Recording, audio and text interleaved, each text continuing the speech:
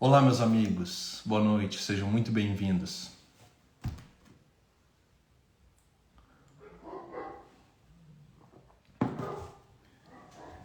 Oi, Lara. Tudo bem? Oi, gente. Amanda. Boa noite. Isabela. Deixa eu ajeitar aqui a altura. Oi, Gabriela. Boa noite. Tudo bem? Bênção. Oi, Ana. Oi, Ivone. A Ivone tá sempre aqui. Tudo bem? Oi, Márcia. Boa noite de Maceió. Boa noite aí pro povo. Fernando, boa noite. Deus Eli, de Jesus, Leonardo, salve. Bia, Ingrid, Cristiane, Ana, Shirley, você tá por aqui? Márcia, Aline, Wanderson. Oi, Gê, tudo bem? Mate, que bom, Shirley, que bom. Oi, Olinda, Samila, boa noite. E aí, gente, o que vocês me contam? Tão com o livro aí ou não? Eu tô com o meu exemplar aqui, tá? Meu professor de cuscuz. Então, gente, alguém aí tá assistindo com criança a live? Diz aí pra mim, pra eu saber. Ainda não li, mas quero ler e já estou com o livro. Não sei se é pra eu estar aqui. Claro que é pra você estar aqui, tá bom? É pra mais ninguém, é pra você essa live. Boa Vista, Márcia, ainda não. Wanderson, você tá com seu filho aí, é isso? A Nath disse que já leu um pouco. O seu só chega dia 7. Pessoal de Jaú, de São Paulo. Tucumã, que legal, meu sonho aí pra ir. Conhecer o norte do Brasil. Oi, Maria Duda, tudo bem? Você tá assistindo a live aí com a sua mãe, é isso? Boa noite. Não tá no YouTube não. Por enquanto é só aqui, tá bom?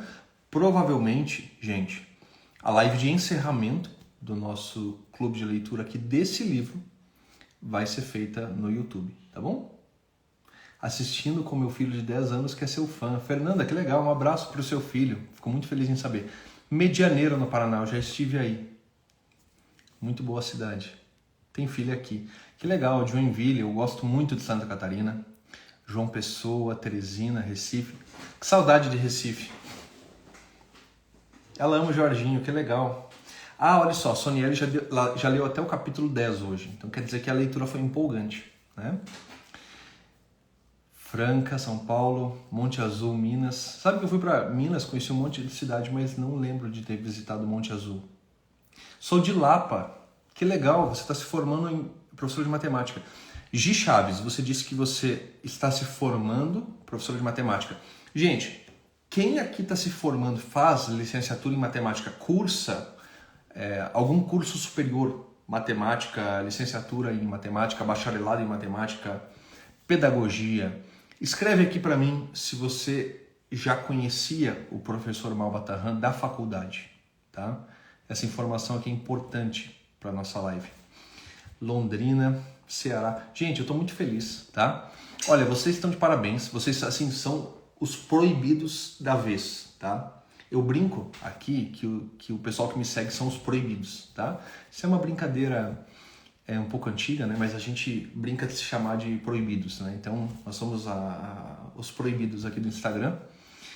E vocês, assim, estão aqui em primeira segunda-feira do ano e vocês estão assistindo uma live onde nós vamos conversar sobre um livro de matemática. Gente, assim, vocês merecem o prêmio proibido já, por antecipação.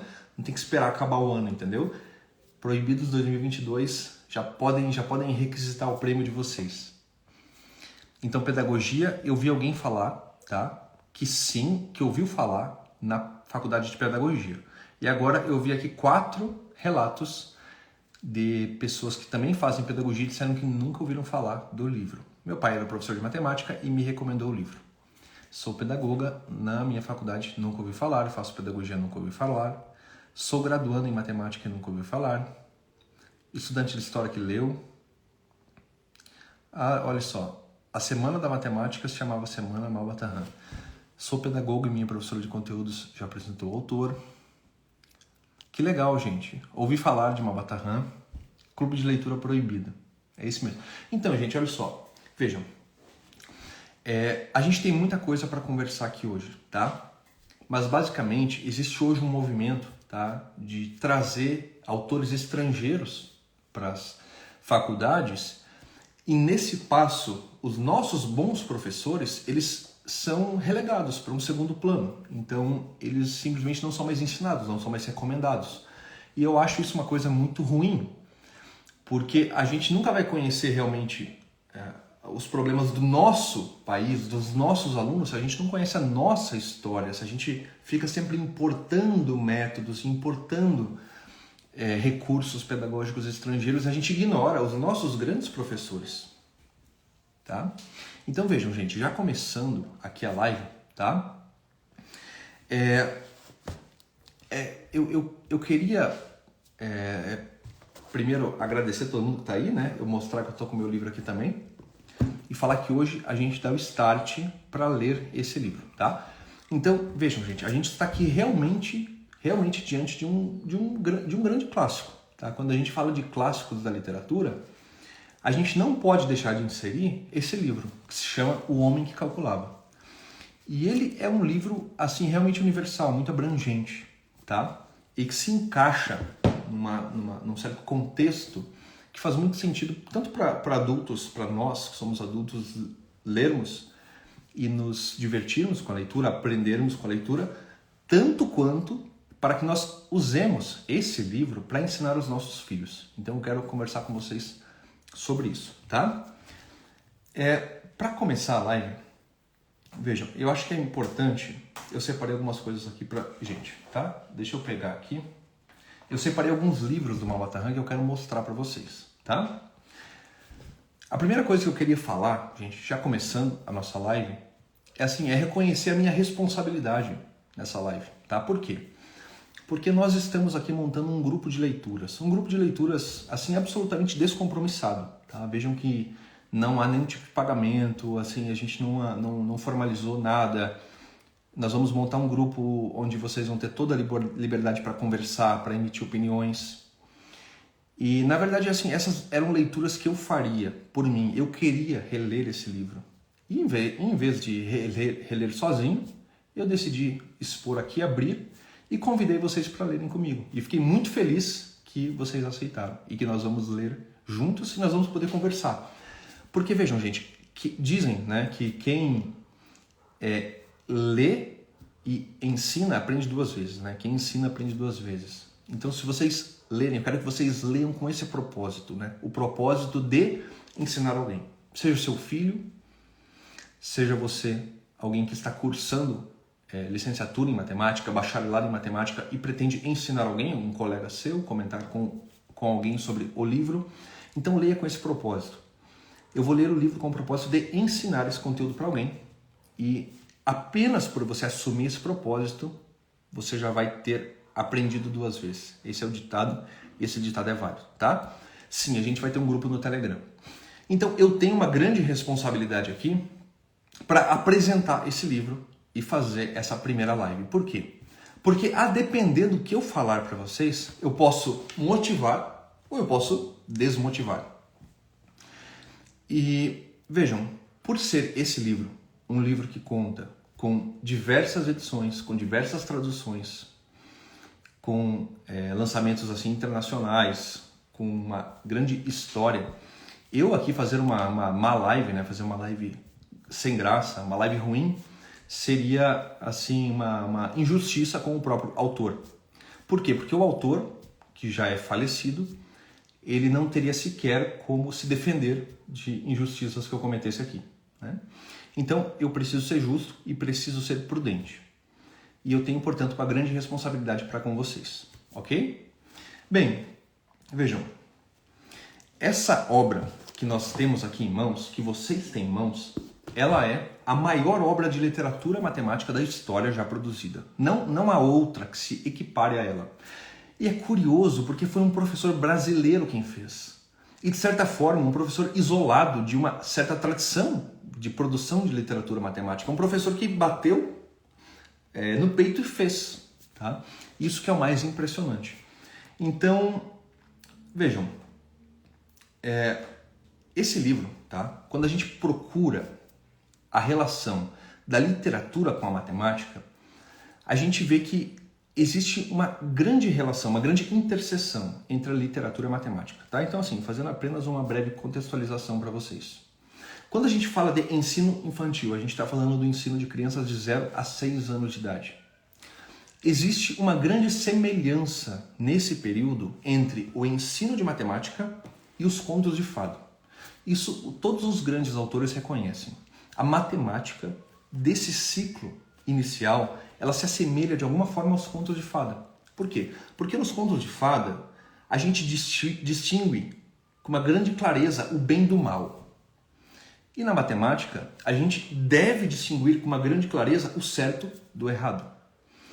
Então, a matemática, tá? Ela deve também, essa é primeiramente apenas um ponto de comparação de ambos, né? Dos contos de fada e do ensino de matemática. Um segundo ponto de comparação seria o ensino imaginativo.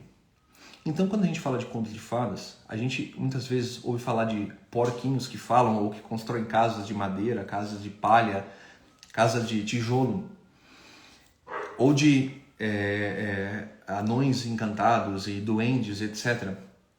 E o ensino da matemática, ele deve recorrer também à imaginação. Ele deve fomentar a imaginação. A matemática, ela nesses anos iniciais, ela é educação do imaginário.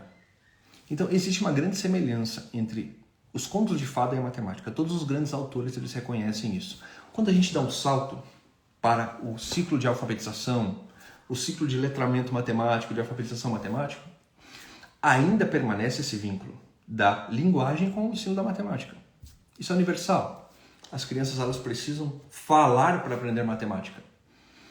E quando a gente dá um salto pro Fundamental 2, tá? Quando a gente salta para além disso, e a gente vai falar do ensino de matemática para crianças de 12 anos em diante, o ensino ainda deveria ser assim. Ele ainda deveria estar vinculado ao uso de linguagem, à contação de histórias, ao uso da imaginação. Contudo, o currículo oficial ele se tornou muito seco, ele se tornou muito árido.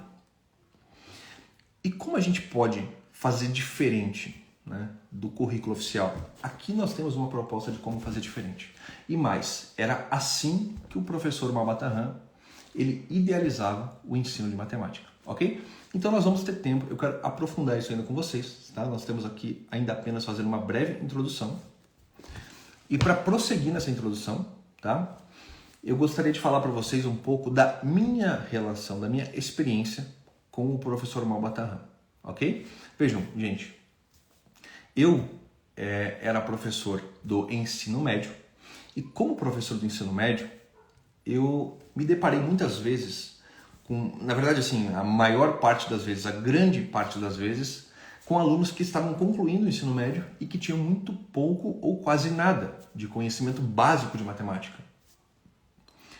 E bem, preocupado com meus alunos, eu comecei a estudar para ver assim, o que eu poderia fazer para ajudar os meus alunos. Né? Porque assim, você como um professor do ensino médio, do terceirão, você deve preparar os alunos para uma prova. Só que para você preparar eles para a prova, basicamente você enche eles de macete, enche eles de regrinhas e canta música, não sei o que, para eles passarem uma prova. Mas assim, você ainda fica preocupado com o aprendizado, quanto daquilo realmente é aprendizado e quanto daquilo não é só um adestramento para fazer com que o aluno passe numa prova e não significa mais nada além disso. E aí nessa ânsia de conhecer, né? Por que a coisa chegou naquele estado de coisa? Né? Por que a gente chegou naquele ponto onde os alunos eles concluem os estudos sabendo muito pouco ou quase nada? Eu comecei a estudar um pouco da história do ensino de matemática no mundo, tá? Por assim dizer. Então, eu estudei a formação da nossa BNCC, de onde vem a nossa BNCC, quem definiu que a matemática deve ser ensinada assim, né? Por exemplo, quando a gente vê que o ensino de matemática no Brasil ele não vai bem. Não é justo que a gente pergunte, peraí, o ensino da matemática no Brasil não vai bem, mas será que existe algum lugar do mundo hoje onde vai bem o ensino? E se sim, o que eles fazem diferente de nós? Tá? Então, por exemplo, se nós ensinamos hoje multiplicação no 3º ano, quem decidiu isso? Será que não pode ser no 2º? Ou será que não deveria ser no 4º?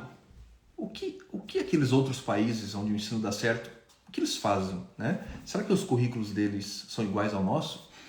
Então, essa é uma pergunta muito justa. É natural que a gente faça essa pergunta. E eu me fiz essa pergunta e eu me propus a estudar os currículos de outros países. Então, foi assim que tudo começou em 2012. Tá?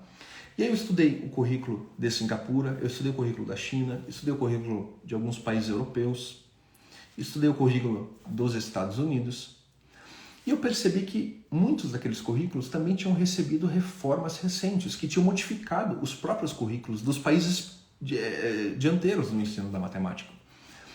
E aí, né, essas reformas, todas assim, é impressionante, gente, mas a reforma que é feita no ensino de matemática do Brasil, ela é motivada pelo mesmo evento que causa a reforma do ensino de matemática nos Estados Unidos, e na França, e na Inglaterra, e na Espanha.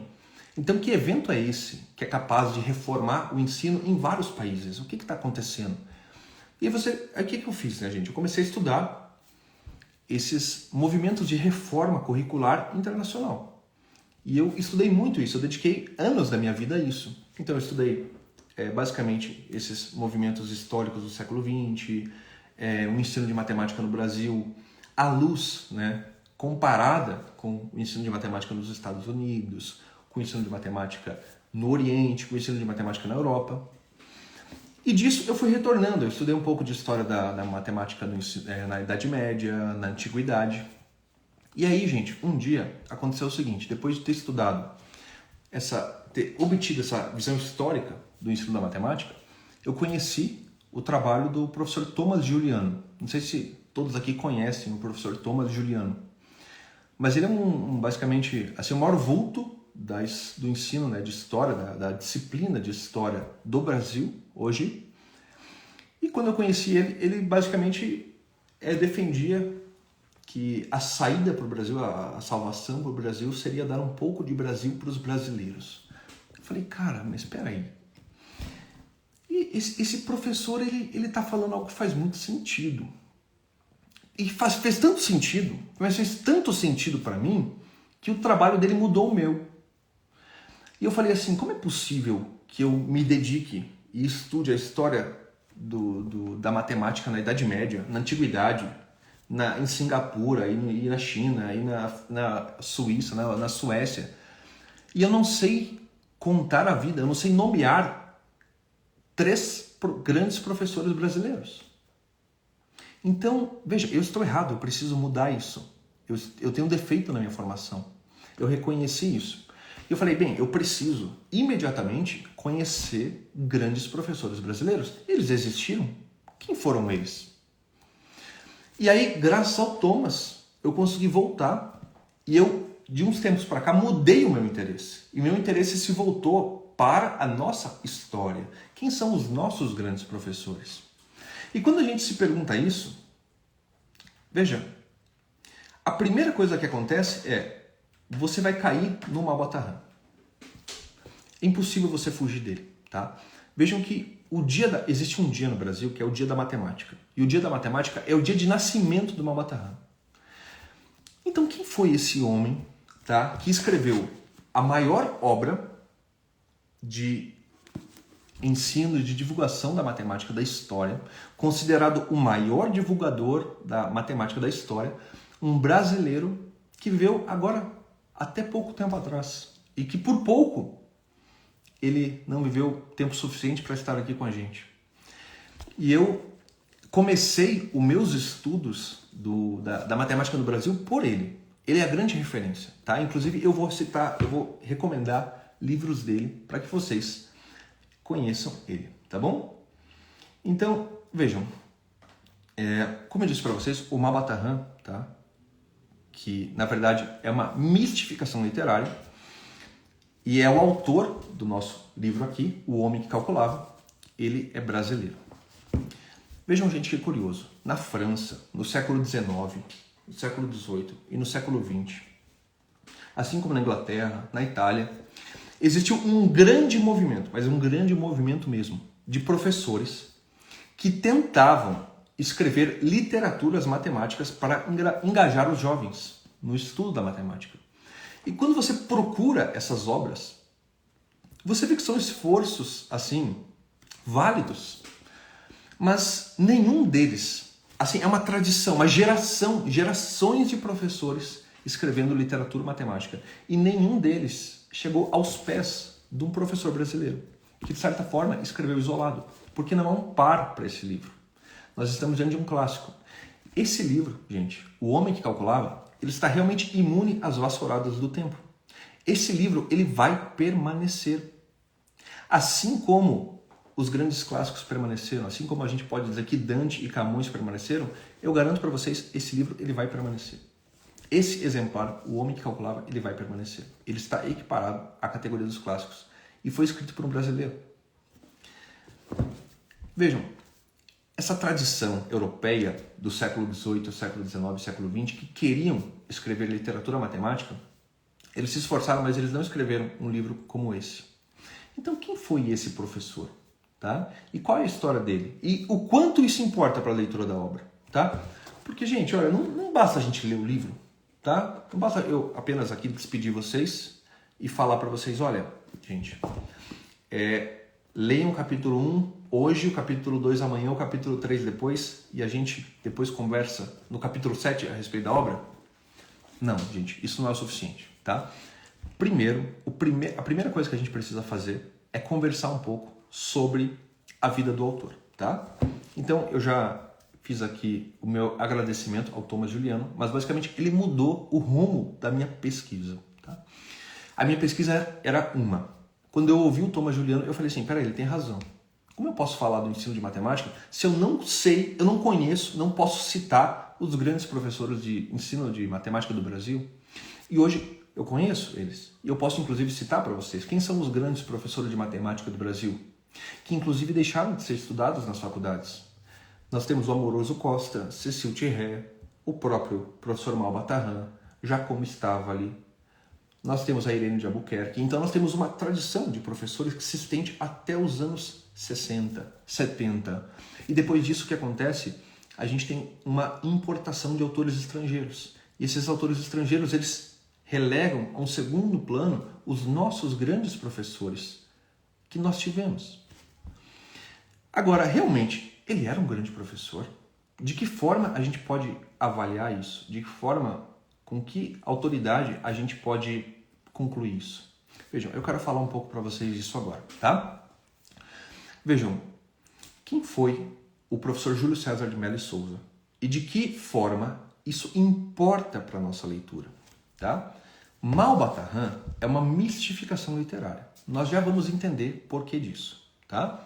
Malbatarran, deixa eu contar para vocês, Malbatarran tem uma história, tá? Malbatarran, o árabe, ele nasceu em 6 de maio de 1885. Ele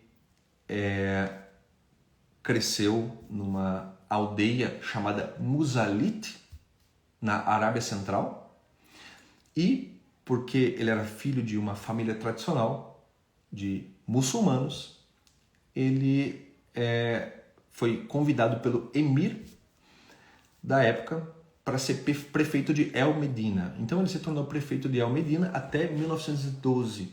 Em 1912, o pai dele morre, ele recebe uma grande herança, e então ele passa a viajar o mundo, escrevendo e relatando as suas experiências. Em 1921, ele morre defendendo a liberdade de uma tribo minoritária da Arábia Central. Então essa é a história do Malbatarran. E durante 8 anos, as pessoas acreditaram que o Malbatarran ele era uma pessoa, ele existia. Por quê? Porque o professor Júlio César, tá? Então Júlio César é o nome verdadeiro do Malbatarran, ele escolheu publicar os livros com esse pseudônimo. E nós já vamos entender por quê, tá bom? Então, basicamente, tá bom, gente, eu vou fazer o seguinte, eu vou desligar um pouco os comentários e eu já reativo, ok? Eu não gosto de desativar comentários porque eu gosto de ver o povo briga, aí o povo discute, para de comentar, aí o outro vem aqui e comenta, Aí um começa a ofender o outro, aí depois todo mundo pede desculpa. Eu acho muito engraçado. Mas vamos tirar um pouco os comentários, depois eu coloco de novo, tá bom?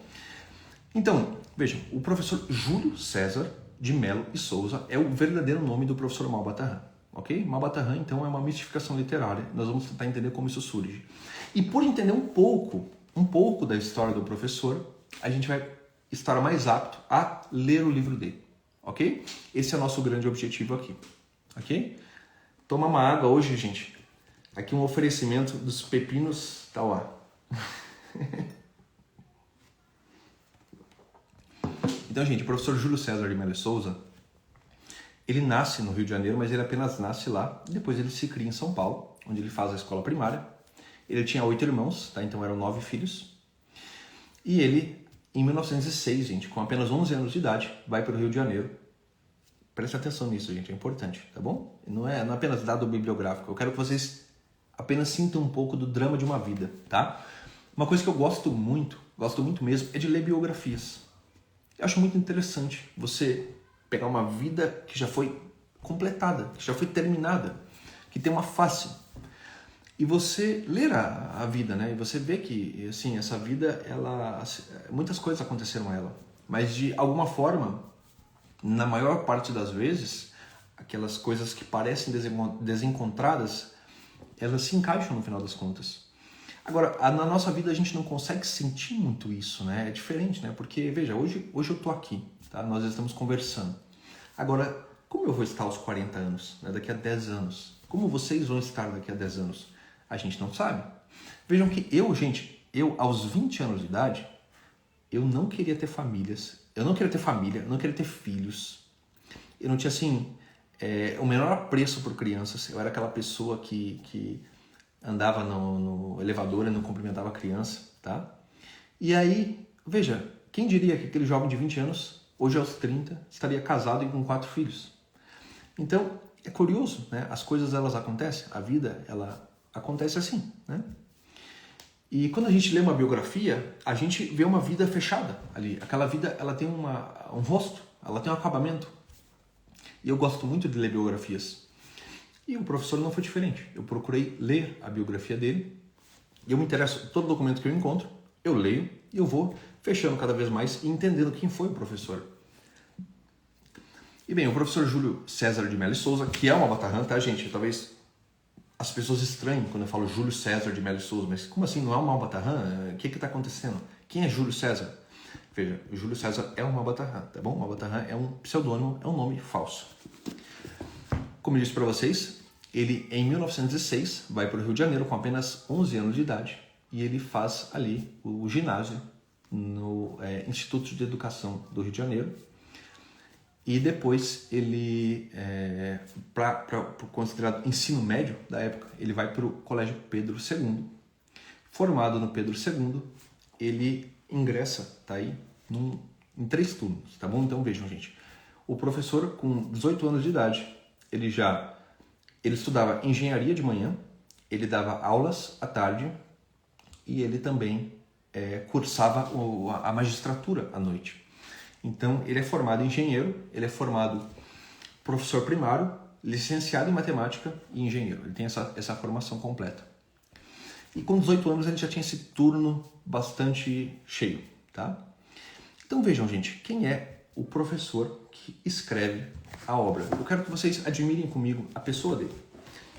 E depois que a gente falar um pouco sobre a pessoa dele, a gente vai traçar algumas considerações ainda. Em seguida nós entraremos na obra, ok? Então esse jovem de 18 anos, uma família modesta, uma família humilde, ele se vira como ele pode para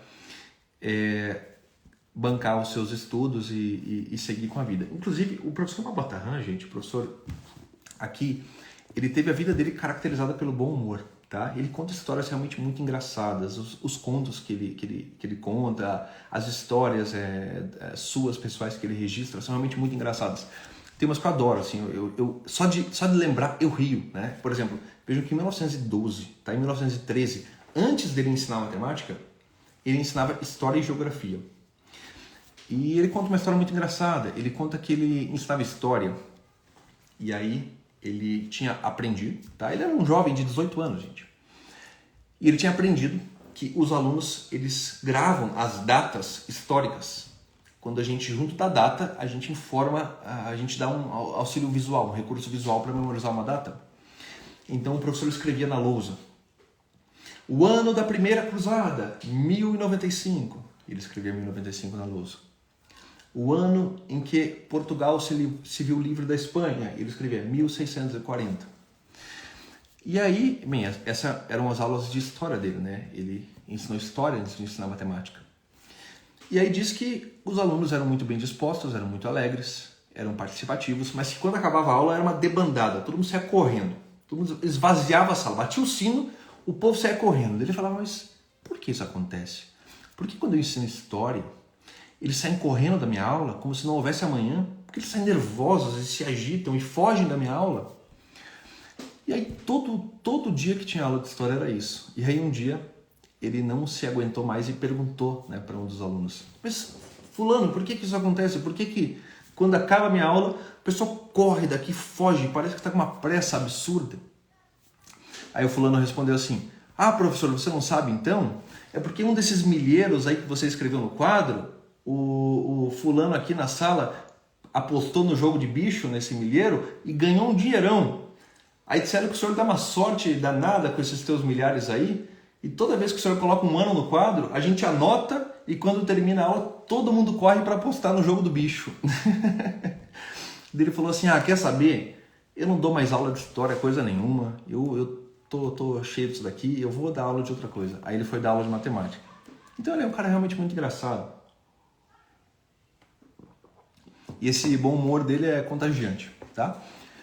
Mas enfim, gente, então, o que acontece para que surge uma Batarrã? Tá? A gente está falando de uma pessoa modesta, uma pessoa humilde, e que se ascendeu na vida foi mediante muito trabalho e muito esforço. Então, em 1918, quando uma Batarrã, né, à época não existia uma Batarrã ainda, era o professor Júlio César, ele inclusive recebeu esse nome porque o pai dele queria muito que ele fosse militar. O pai dele sonhava com essa carreira militar e deu o nome militar para ele, tá? Mas ele acabou não seguindo carreira militar. E em 1918, o professor Júlio César, nosso Batarrã, ele consegue um emprego num jornal. Por quê, gente? Porque ele tinha o hábito de escrever desde cedo. Ele conta, tá, que no colégio Pedro II, ele tinha por hábito, né? Ele tinha um professor de português que toda semana exigia uma redação deles. E quem não apresentasse a redação, ou quem tirasse nota baixa na redação, não podia ir embora para casa, porque era um internato. Então ele conta que, como ele não tinha dinheiro, o único dinheiro que ele tinha na semana era o dinheiro para ir para uma casa de uma tia, onde ele passava o final de semana e voltar. Era só isso, ele não tinha dinheiro para mais nada. Ele começou a vender redações. Então ele vendia redações. E aí, com apenas, aqui nós estamos falando de 14 anos de idade, ele já vendia redações e ele já criou o hábito da escrita. Tá? Então, desde os 14 anos, ele tinha o hábito da escrita, ele vendia redações para os seus colegas de classe. E em 1918, ele entra num jornal. Ele começa a trabalhar no jornal. E ele, né, em 1918, nós estamos falando aqui, pelo menos, de 10 anos de experiência de escrita, né? Desde a época que ele vendia suas redações na escola até a época em que ele consegue um emprego no jornal. E em 1918, então, trabalhando no jornal, esse jornal ele tinha por hábito, o jornal O Imparcial do Rio de Janeiro, ele tinha por hábito publicar na capa do jornal contos todos os dias para entreter as pessoas, para que as pessoas lessem nos bondes. Então, o professor Júlio César, não vamos falar Batarrã, o professor Júlio César, ele pega 5 contos dele, leva até o diretor do jornal e fala assim, olha, esses são meus contos, tá? Eu queria que você lesse e você visse se eles são contos bons ou não, apropriados ou não, para serem publicados no jornal. E aí o diretor pega os contos e fala, tá bom. Aí ele coloca na escrivaninha e põe um chumbo em cima. E aí passa-se um dia, 2 dias, 3 dias, passa-se uma semana e lá está os contos, né, do professor Júlio César com chumbo em cima. E aí o Júlio César fala, puxa vida, né, esse negócio tá difícil. Aí ele tem uma ideia. O que ele faz? Ele pega o mesmo conto, o mesmo, e ele arranca o nome dele e escreve no lugar o nome de um pseudônimo americano, R.S. Slade. Então é o mesmo conto, ele arranca, ele rasga a folha para tirar o nome dele e coloca lá R.S. Slade. E ele chega para o diretor do jornal e fala assim, olha, realmente, né, aqueles contos que eu escrevi, eles eram muito fracos, não estavam com nada, assim, que bom que você não leu, tá? Eu desisti deles, quero mais saber de escrever. Mas, assim, tem um autor aí americano que tá assim, bombando nos Estados Unidos, tá todo mundo lendo, assim, em Nova York, o cara é um sucesso, é o R.S. Slade. Aí o que eu fiz? Eu chamei um professor de inglês aqui, especializado, e nós traduzimos os contos dele, e são esses 5 aqui, tá? Pega aí e lê, quem sabe eles não sirvam para o nosso jornal. Aí o diretor pega e lê imediatamente, e fala, nossa, isso aqui é muito bom. Aí no dia seguinte, a capa do jornal, com um grifo, é o conto do R.S. Slade, que era aquele conto do Mabatahan que tinha sido ignorado. Então o Mabatahan, né, o professor Júlio César de Mello Souza, fala assim, peraí. Quando é Júlio César, é chumbo em cima. Quando é R.S. Slade, é primeira capa com um grifo. Então quer saber? Eu não vou mais escrever nunca mais com o meu nome. Eu só vou escrever agora com um pseudônimo. Eu vou fazer uma mistificação literária. Aí ele vai para casa, e assim, gente, não foi uma inspiração. Ele vai para casa e fica pensando. E por 7 anos ele fica pensando. Por 7 anos, de 1918 até 1925, ele fica pensando sobre o que fazer. Tá? Nesse tempo, ele conclui, ele chega à conclusão de que ele tem que realmente fazer uma mitificação literária. O que é uma mitificação literária? É você criar um personagem, dar uma história para ele. Né? Eu contei para vocês aqui a história do Mabatahan. Ele nasceu numa aldeia de Musalit e morreu defendendo uma tribo minoritária na Arábia Central. Então tem uma história. Inclusive tem o tradutor do Mabatahan. O tradutor é o professor Breno Alencar Bianco, que também é falso, é fake, nunca existiu. Assim, o tradutor e o autor é fake, é tudo imaginado. Então ele cria tudo isso para poder publicar livros com um nome que não seja o dele. Porque ele fala assim, ó, meu nome é chumbo em cima, então meu nome não dá, não vai para frente. Então é por causa disso que surge o Mabatahan. Então de 1918 até 1925, ele se dedica a estudar língua árabe. Ele teve um professor de árabe, de língua árabe, né? Ele leu basicamente muita literatura árabe e ele produziu uns contos, né, a partir de 1925. Então em 1925 surge o primeiro livro, Contos de Mabatahan. Em 1928 nós vamos ter um livro chamado... É um outro livro publicado por ele de literatura que vai ser premiado pela Associação Brasileira de Letras, vai receber uma menção honrosa. E a partir daí, gente, o que o professor faz? Vejam, a gente está compreendendo um pouco da vida aqui e obra do professor. O que acontece, gente? Em 1923, o professor ele torna-se, por concurso, professor do Instituto Nacional, né? Não, na verdade, o Instituto de Educação do Rio de Janeiro. E por durante 40 anos ele será professor no Instituto de Educação do Rio de Janeiro. Além de trabalhar 40 anos como esse professor concursado, ele também trabalhou durante 30 anos como professor em escolas particulares. Além disso, ele trabalhou 5 anos como professor de menores delinquentes. E ele tem um histórico, né, muito interessante de ter resgatado alguns. Inclusive, um dos alunos dele foi para a guerra e recebeu premiação na Segunda Guerra. Depois agradeceu ele, falou assim, foi graças àquele professor. E o aluno dele era homicida. Era um menor, né, infrator, delinquente, homicida, que teve aula com o professor Mabatahan, foi recuperado, passou no concurso de fuzileiros navais e foi para a guerra. Então, uma história muito interessante. Além de trabalhar, né, dessa forma, o professor, ele também, vejam só, vamos contemplar um pouco da vida do professor. Além disso, ele foi catedrático por 12 anos no Colégio Pedro II. Ele foi catedrático na Faculdade Nacional de Arquitetura. Ele foi catedrático no Instituto Nacional de Educação. Ele foi professor emérito da Faculdade Nacional de Educação, eleito professor emérito. Além disso, gente, vejam, Nós estamos falando de um professor de matemática, tá? Aí o que a gente pensa? A gente pensa assim, bem, professor de matemática, aquele cara que fazendo continha, não sei o que, integral e derivada. Veja, o Maupassant era um contador de história, né? Então ele também foi membro da Associação Carioca de Letras, tá? Cadeira número 8. Então essas coisas, elas são assim, elas me impressionam, sabe? Porque nós temos aqui um professor de matemática, autor de livros didáticos, autor de histórias, e que foi membro da Associação Carioca de Letras. Ele também foi radialista, tá? Ele teve uma experiência como radialista. E além disso, ele escreveu, gente, mais de 100 livros. Tá? Então nós estamos falando de uma pessoa que escreveu mais de 100 livros. Dessa vasta obra publicada por ele, nós temos 69 livros de literatura, contos e 51 de matemática. O professor ele ministrou mais de 2.000 palestras e cursos formativos em todo o Brasil. Então, gente, assim, eu fico pensando, gente, veja, numa época com menos recursos, alguém que produziu tanto, escreveu mais de 100 livros, ministrou mais de 2.000 palestras, foi casado, teve 3 filhos. Eu fico pensando, isso é uma inspiração para nós, isso tem que ser uma inspiração para nós de alguma forma. A gente tem que olhar com admiração para quem nos excedeu dessa forma. Aí você pensa assim, mas isso não é tudo ainda. Deixa eu contar algo mais para vocês, vejam, olhem que curioso, tá?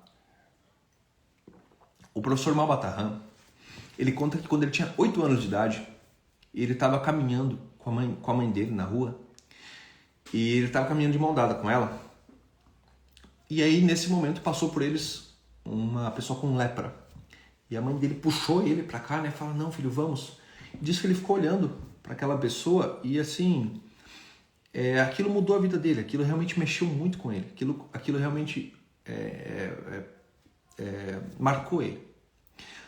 Tanto que, em 1934, o Maupassant ele se dedica, a partir de então, à causa das pessoas com o mal de Hansen, os leprosos. E o Maupassant, ele vai, então, durante a vida dele, ele vai visitar todos os leprosários do Brasil, todos. Inclusive, quando ele saiu do Brasil, ele foi para Portugal. Ele, em Portugal, fez questão de conhecer todos os leprosários de Portugal. Ele ministrou mais de 200 palestras na sua vida sobre o mal da lepra. Ele escreveu dezenas de artigos sobre a lepra. Inclusive, ele deu palestra para os maiores especialistas em lepra do Brasil. Então, vejam, além de todo o trabalho dele, as obras publicadas, ele ainda tinha um amplo trabalho social. Uma coisa realmente impressionante. Ele visitou todos os leprosários do Brasil. Inclusive, a esposa dele, Dona Nair, quando ele faleceu, ela declarou, falando que ele tinha mais amigos leprosos do que pessoas sãs. Então foram mais leprosos que se comoveram com a morte dele do que pessoas sãs. Então isso é impressionante, né? Veja, toda essa obra, e ele ainda tinha tempo para uma causa social como essa. Então, o mínimo que uma pessoa como essa merece é a nossa admiração. E mais, né? Parece que acabou? Não acabou ainda. É o seguinte, ele era um apaixonado por poesia, tá? Então, gente, ó, esse aqui é um livro fofo que eu tenho. Olha que livro fofo. Ele é muito fofo. Tem um gatinho aqui, tem um coraçãozinho aqui. Eu comprei num sebo, tá bom? Esse livro, ele se chama A Sombra do Arco-Íris. Esse livro, gente, vocês podem ver que não é um livro pequeno, tá? Ele tem aqui, deixa eu ver. Ele tem aqui pelo menos 600 páginas. E esse livro, chamado A Sombra do Arco-Íris, quando as pessoas perguntavam para o professor Maupassant qual era o seu livro preferido, ele não falava que era O Homem que Calculava. Ele falava que era A Sombra do Arco-Íris. O que é A Sombra do Arco-Íris? A Sombra do Arco-Íris é um livro inédito, assim, é um novo tipo de literatura, é algo sem igual, não existe nada igual, nada equiparável a isso, tá? A Sombra do Arco-Íris é um romance onde, vejam, eu preciso mostrar para vocês entenderem, porque não existe nada igual, eu não posso simplesmente falar, é isso, não, vocês têm que ver. Então vejam, é assim, ó, é um romance, tem um texto, aí vem um poema, que elucida aquele texto. Aí vem um texto e vem um poema que elucida aquele texto. E os poemas, eles estão todos aqui registrados, né? Quem é o autor de cada poema. Então vem o texto, aí tem um poema, tá? Aqui tá o poema. Aí mais texto e poema. Aí aqui, ó, texto, poema, texto, poema. Então é um romance, e no meio do romance ele foi citando poetas. E fazendo isso, ele citou mais de 1000 poetas. Então, nesse romance aqui, ele conseguiu citar mais de 1000 poetas. Então, assim, é um livro inédito, não existe nada equiparável a isso ou semelhante a isso. Então, isso daqui é praticamente um novo tipo de literatura. Um romance onde você intercala os cenários, né, as descrições, os acontecimentos com poemas. E aí você cita o autor. Então, ele era um grande apaixonado também por poesia. Tá? Ele praticamente conhecia todos os poetas brasileiros, todos vivos e já falecidos, e citava eles assim com uma facilidade absurda. Então, esse é o vulto do professor que escreve esse livro fantástico chamado O Homem que Calculava. E bem, O Homem que Calculava, gente, a gente precisa entender o seguinte, tá? O professor Júlio César de Mello Souza, ele passou por aquela experiência de mistificação literária, onde ele viu que o nome dele não valia nada. Porque ele não tinha alguém que indicasse ele, não tinha uma tradição, né? O sobrenome dele não tinha nenhum tipo de peso. Então ele viu que um outro tipo de sobrenome chamaria mais atenção do que a dele. E ele diz que friamente, ele pensou em um nome árabe, tá? Ele disse que ele queria um nome judeu. Ele disse que ele queria não ter feito o nome árabe, ele tinha pensado no nome de judeu. Mas como Israel não existia ainda, né? Então, assim, Israel é de 1948, né? Vamos lembrar disso. E o livro, o primeiro conto de Mabata é de 1925, ele quando pensou nos contadores de história, ele pensou nos árabes, né? Porque ainda não existia o Estado de Israel, senão ele teria feito um personagem judeu. E ele, então, colocou ali o nome do árabe. E o que ele fez então? Gente, ó, se vocês pesquisarem, tá, as obras publicadas por ele nessa época, inclusive eu tenho aqui o histórico, eu quero mostrar aqui para vocês. Vejam, o primeiro livro, né, de recreação matemática, tá, vamos chamar assim, porque vejam, gente, a gente tem que diferenciar o que é o ensino de matemática, que é aquele livro didático tradicional, tá? Tem os capítulos, livro para o primeiro ano do ginásio, livro para o primeiro ano do ensino médio, isso é um livro didático. O primeiro livro dele de matemática, que não é necessariamente didático, mas que reúne curiosidades e que reúne passatempos e informações curiosas, é esse aqui, tá? É Matemática Divertida e Curiosa, de 1934. E o que a gente percebe, gente? A gente precisa perceber um movimento. Quando a gente olha para o professor, a gente vê que ele tem uma frente de publicação de livros de matemática. E ele tem uma outra frente de publicação de livros de literatura. Ok? Inclusive, gente, fazendo um parênteses aqui, eu disse para vocês, né, que eu me interessei muito por história da matemática na Idade Média, na Antiguidade, no século XX, e reformas, não sei o quê. Mas assim, a gente tem umas boas no Brasil também, sabe? Por exemplo, em 1930, o Malba ele se envolve numa grande disputa com o professor Giacomo Stavali. E esses professores, né, o professor Malba representando o Rio de Janeiro e o professor Giacomo Stavali representando São Paulo, eles se envolvem assim numa guerra, numa verdadeira guerra assim, intelectual, de produção, de vendas mesmo de materiais didáticos. E assim, hoje em dia, gente, o cancelamento é pelo Instagram aqui, né? Vem o pessoal e fica te xingando, você é feio, você não toma banho, você não sei o quê, e fica lá xingando, fazendo cancelamento no Instagram.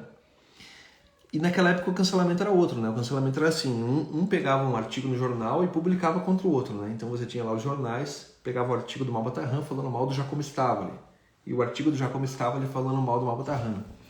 Então tem umas boas, é interessante a gente conhecer isso. Isso eram coisas que assim, eu não teria tido conhecimento se eu não tivesse voltado o meu interesse para o ensino de matemática no nosso país, tá bom? Inclusive tem muitos bons professores de matemática no Brasil hoje, tá? Como o professor Wagner Valente. Procurem os trabalhos do professor Wagner Valente e leiam, que são muito bons, ok?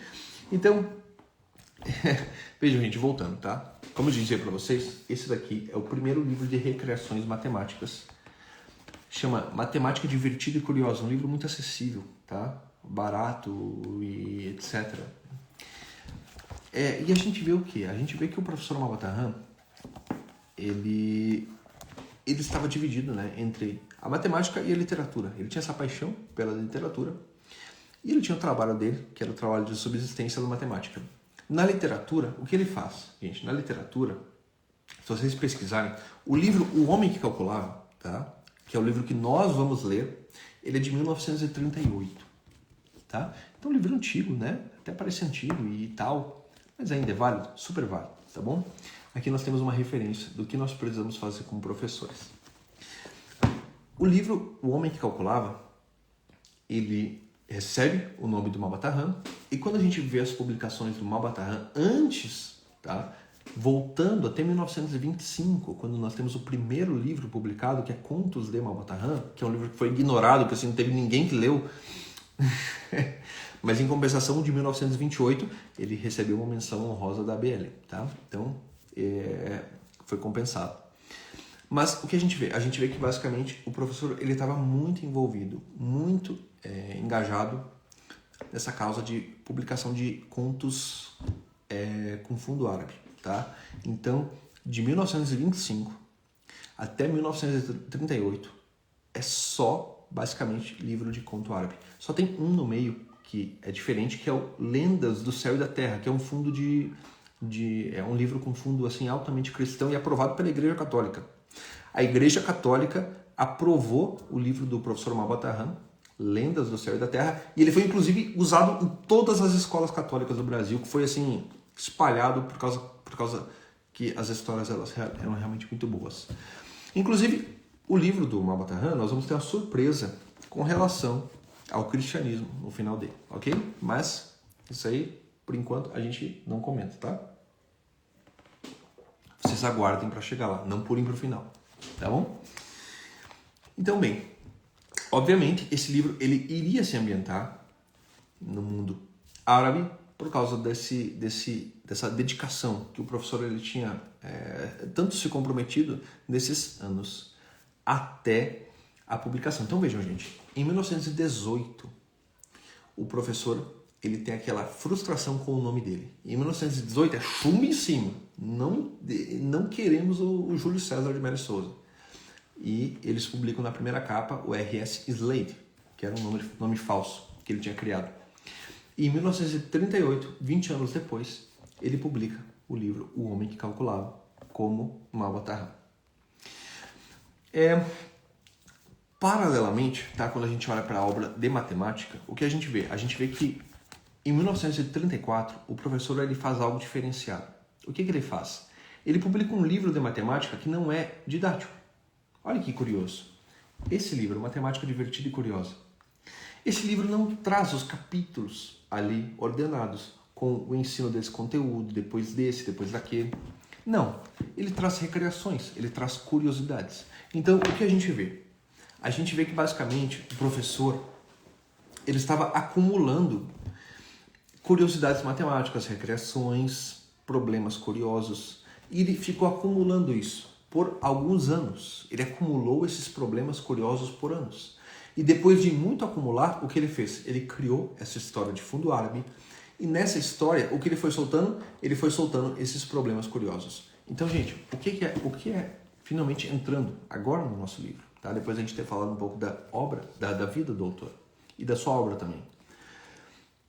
O livro O Homem que Calculava é nada mais do que um livro onde nós temos assim um enredo que justifica problemas curiosos. Então nós vamos ter um enredo, uma história, e nessa história nós vamos ter uma contextualização, uma permissão para que problemas curiosos e de alto relevo para o ensino de matemática, eles entrem de forma natural. É o que todo professor, é o que todo mundo deseja que aconteça. Vejam que quando a gente vê essas tendências modernas de ensino de matemática, elas sempre procuram, de alguma forma, contextualizar aquele problema que surge para que ele não seja aquela coisa feia que aparece do nada, mas que faça sentido para o aluno.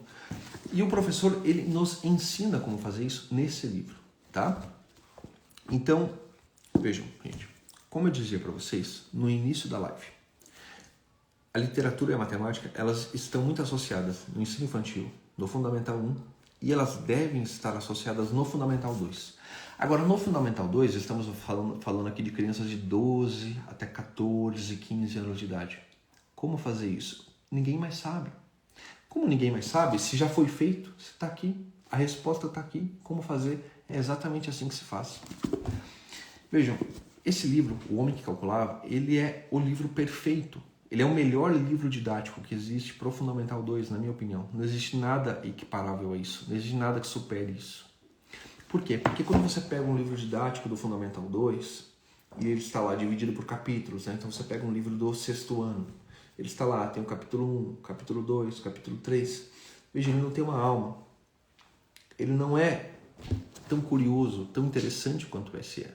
Então, esse livro, ele mistura todos esses conceitos. Ele exige todos esses conhecimentos. Ele vai te levar a praticar todos esses conhecimentos de uma forma natural, de uma forma legítima, de uma forma divertida, tá? Então, gente, esse livro, ele é mais que apropriado para leitura tanto de adultos quanto de crianças. E eu recomendo a partir de 12 anos de idade, tá? As pessoas me perguntam, meu filho tem 7 anos, meu filho tem 6 anos, meu filho tem 10 anos. Vejam, eu não sei se uma criança de 7 anos consegue acompanhar a leitura desse livro, ok? Eu diria que não, muito difícil, a não ser que ela seja muito adiantada mesmo, tá? Eu diria que uma criança de 10 anos, bastante madura, conseguiria acompanhar a leitura desse livro, tá bom? No mais, as crianças de 12 anos, elas devem fazer essa leitura com a gente. Por quê? Porque esse é um material didático exemplar. Esse é um material didático exemplo. É como todo livro de matemática dessa fase deveria ser, tá? Então, ensino de matemática no ciclo infantil, de 0 até 6 anos de idade. Ele se parece com os contos de fada. Ele precisa se parecer com os contos de fada, de alguma forma. Para o Fundamental 1, nós estamos falando de crianças de 6 anos até 10, 11, 12 anos de idade. O ensino, ele tem que partir de histórias. É como a gente faz, né? Eu tento fazer isso, pelo menos lá no livro da tabuada, no livro da divisão. A gente coloca uma história, coloca uma ilustração e a partir daquilo a gente tira a matemática. A gente contextualiza, a gente ensina, depois a gente abstrai. É preciso ter linguagem no ensino, é preciso que a criança fale, né? Então, os exercícios, né, que a gente coloca, eles têm lá, peça para a criança falar o que ela vê, ela deve descrever o que ela vê. E no ensino fundamental 2, como a gente faz? No ensino fundamental 2 a gente faz exatamente assim, tá? Esse é o livro didático de excelência para o fundamental 2. Então, se o seu filho tem mais de 12 anos, ele está mais do que convidado. Ah, meu filho tem 15, está no ensino médio. É melhor ainda. Pode ler também, tá bom? Então, insiram as crianças nessa leitura. Ok? Então, gente, vejam. O que o professor Malbatarran faz? O professor Malbatarran, ele começa a reunir curiosidades matemáticas. E, vejam, gente, eu acho que isso realmente está alinhado com uma tradição. Isso está alinhado com uma tradição, tá? Vejam que curioso. Boécio, na Idade Média, o Venerável Beda, na Idade Média, Rábano Mauro, na Idade Média, eles defendiam que o ensino de matemática, essa é uma frase do Venerável Beda, tá? Que é a referência do ensino de matemática na Idade Média, não existe maior do que ele. Ele defendia que o ensino da matemática, a primeira função dele, qual que é a primeira função do ensino da matemática, gente? Se eu perguntasse isso para você, se a gente estivesse agora conversando pessoalmente, e eu te perguntasse, qual é a primeira função do ensino da matemática? Quer dizer, qual é a primeira motivação para você ensinar matemática para o seu filho? Para você ensinar matemática para os seus alunos? Como você me responderia essa pergunta? Interessante essa pergunta. Essa pergunta é justa. Veja que nós vivemos hoje um tempo de crise educacional. E nessa crise educacional, a gente tem que repensar o porquê a gente ensina, as disciplinas que a gente ensina. E o Venerável Beda, como ele respondia essa pergunta? Ele respondia assim, a primeira função do ensino de matemática deve ser para divertir os jovens. É curioso? Nós estamos falando de um homem sábio. A primeira função é divertir os jovens. Quer dizer, eles precisam eles precisam aprender aquilo com tal estado de espírito que realmente eleve eles. Não estamos falando de um ensino rígido, o ensino tradicional. É porque o ensino tradicional de hoje em dia, gente, que inclusive o professor Malbataan se colocava contra, ele não tem nada de tradicional, né? O ensino tradicional é um ensino positivista, tá? E o ensino positivista, ele surge ali com a República no Brasil, tá bom? Então, a partir de 1889, surge o ensino tradicional no Brasil. Ok? O ensino tradicional não é tão tradicional assim, né? Porque a tradição é meio recente, né? Mas, enfim, né? Basicamente, é isso. A primeira função da matemática é divertir os jovens. É curioso isso.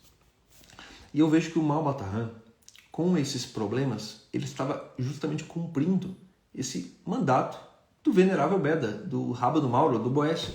Ele estava querendo, de alguma forma, divertir os jovens. Então, olha só, não é realmente bom isso? Porque esse problema, além de divertido, ele é educativo. Ele é educativo por excelência. Eu quero que vocês façam essa experiência. Nós vamos ler o livro juntos e vocês vão pegar o primeiro capítulo, ok? Então assim, ó, vamos fazer o seguinte, abram os seus livros. Eu estou com o meu livro aqui e essa edição que eu estou em mãos, gente, ela é uma edição um pouco antiga, tá? Eu acho que vocês são tudo chique, tudo gente fina, tudo gente elegante e vocês estão tudo com a edição nova, né? Porque esse é um livro que tem mais de 100 edições, tá? Eu tô com a 20ª edição aqui. Vocês devem estar com a edição 100, edição 101, 102, porque vocês são gente chique. Eu aqui tô na humildade aqui com a minha 20ª edição e permanecerei com ela por algum tempo, tá ok? E na minha modesta 20ª edição, o índice, acreditem, ele fica no final do livro, tá bom? Então quando acaba o livro, aqui está o índice. Então quando a gente consulta o índice, a gente vê que ele tem 34 capítulos. Eu não quero propor aqui para vocês quantos capítulos ler por dia, porque acho que isso é muito intrusivo, tá? É muito invasivo da minha parte. Vocês vão ler na medida das suas capacidades. Agora, eu quero que vocês devotem um maior interesse nessa leitura, tá bom? Como a gente vai fazer isso? Primeiro, eu quero que vocês entendam, tá? Quero que vocês levem em consideração quem foi a pessoa do professor que escreveu esse livro, ok?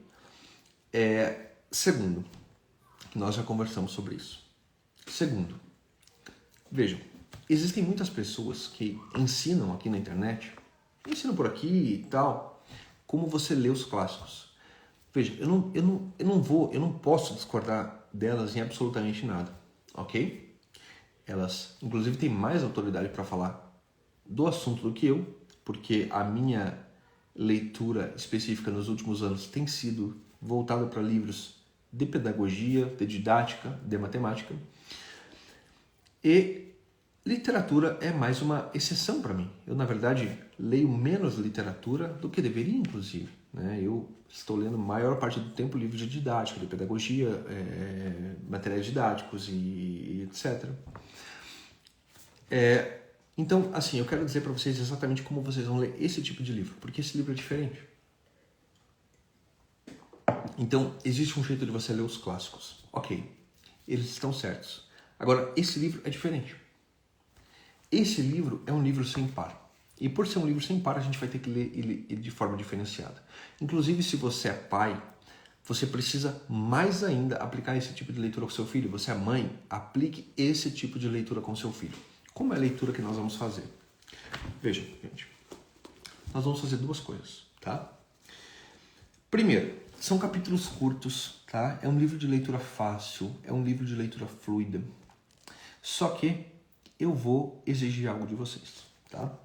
A primeira exigência é que eu quero que vocês percebam a sutileza do autor.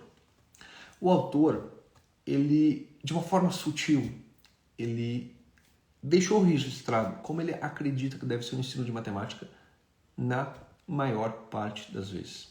Então, observe, eu vou citar 2 exemplos aqui, mas eu quero que vocês escolham outros exemplos, porque os exemplos são vários. Tá? Vamos apenas citar um pouco da obra para eu poder falar do exemplo, tá? Então, assim, para quem nunca leu, para quem está com livros em mãos, para quem quer ler, O Homem que Calculava, do professor Júlio César de Mello Souza, escrito com esse pseudônimo Malbataan, é um romance, tá? que acontece em Bagdá, e onde um calculista, uma pessoa dotada para a matemática, chamado Beremis, Beremis Samir, ele vai, conforme ele naturalmente encontra pessoas, naturalmente ele caminha pela cidade, ele vai resolver problemas de matemática. Então problemas curiosos vão aparecer para ele. Como eu disse para vocês, o professor Malbataran, ele acumulou problemas curiosos, criou um enredo, e nesse enredo ele foi soltando esses problemas curiosos e essas informações matemáticas. Então, lendo esse livro, vocês vão aprender o que são números perfeitos, o que são números amigos, vocês vão recordar o que são divisores, o que são múltiplos, são todos conceitos básicos. Tá? Então, primeira tarefa, quando vocês verem esses conceitos, esforcem-se para associá-los aos nomes. Tá? Essa é uma outra coisa, eu tinha dito duas, ficou uma terceira agora, né? Estou aumentando aqui. Então, primeiro, aprendam esses nomes, não ignorem eles. É interessante você saber o que é um número perfeito, o que exatamente é um divisor, a diferença de um divisor para um múltiplo. Tá, veja que quando a gente fala de múltiplo, a gente pode crescer. Um múltiplo de 5 é 5, 10, 15, 20.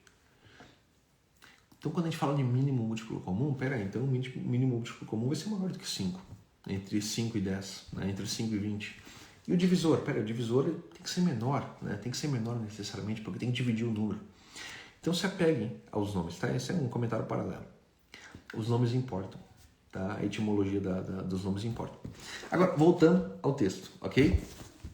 Vejam, então o nosso calculista persa, ele vai passar por umas boas aqui, ok? Ele é muito humilde e ele vai contar a história. O livro começa com ele contando a história da vida dele para o narrador do livro, tá? Então o narrador do livro, ele começa, para quem já leu o capítulo 1 sabe do que eu estou falando, ele começa retornando de uma viagem e nesse retorno ele encontra uma pessoa sentada no caminho e iria cumprimentá-la quando essa pessoa ela manifesta um comportamento muito estranho, tá? Então, esse viajante, né, o narrador, estava voltando com seu camelo e no caminho ele encontra uma pessoa aparentemente normal, contudo essa pessoa manifesta algo estranho. Ela se levanta e começa a dizer números muito grandes. Então aqui, ó, ele vai levantar e dizer assim, o estranho, tá? 1.423.745.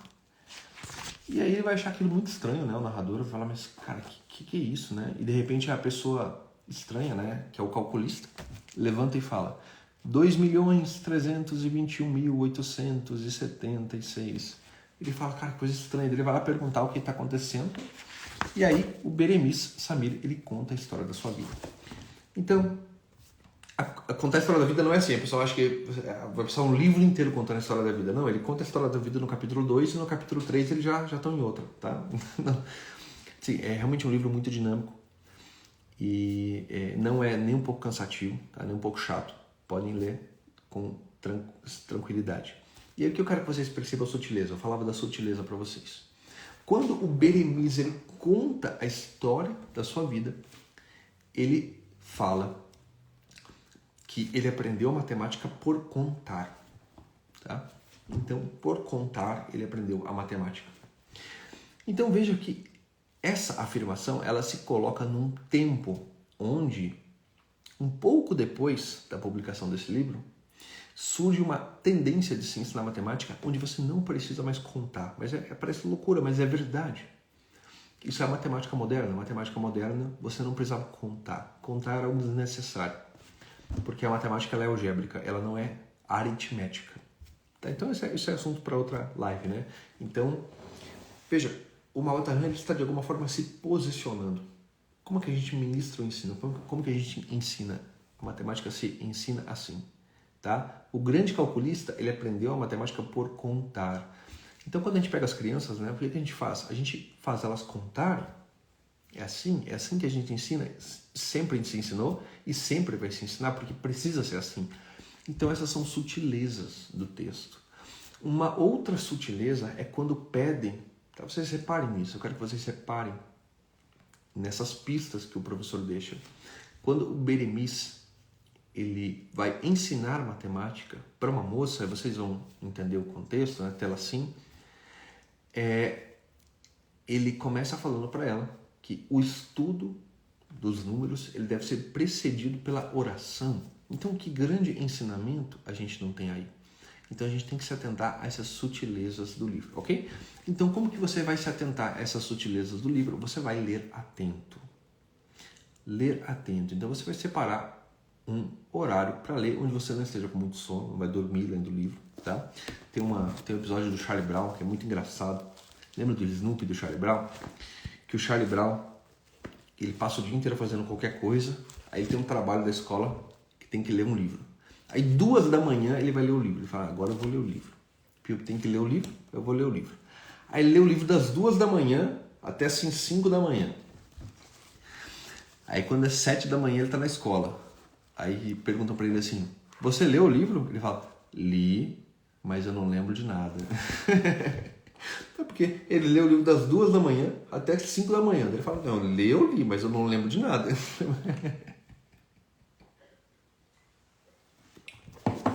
Muito bem.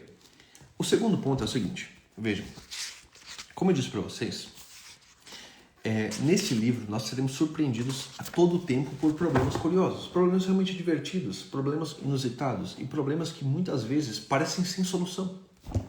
O problema que parece sem solução é o primeiro problema do livro, um problema que se tornou célebre no Brasil, que é o problema dos 35 camelos, tá?